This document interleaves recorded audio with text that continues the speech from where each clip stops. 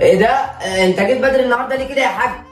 سبت الشغل يا حاجة. يا لهوي، سبت الشغل ده؟ ايه اللي حصل بس يا حاج؟ ما تشغليش بالك يا حاجة، أنا أصلا كنت مخنوق من الشغل ده وكنت عايز أسيبه أصلا. يا سبت السودا. طب انت ناوي على ايه يا حاج؟ هتعمل ايه؟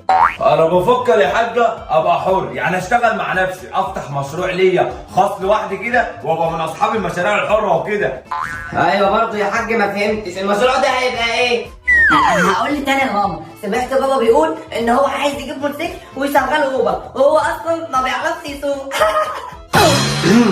اخرس يا حيوان، عايزين نجيبها لها تدريجيا. تدريجيا ليه يا حاج؟ انت ناوي على ايه؟ ما تقلقيش، أنا هعرفك كل حاجة يا نور عيني يا حبيبتي. حبيبتك؟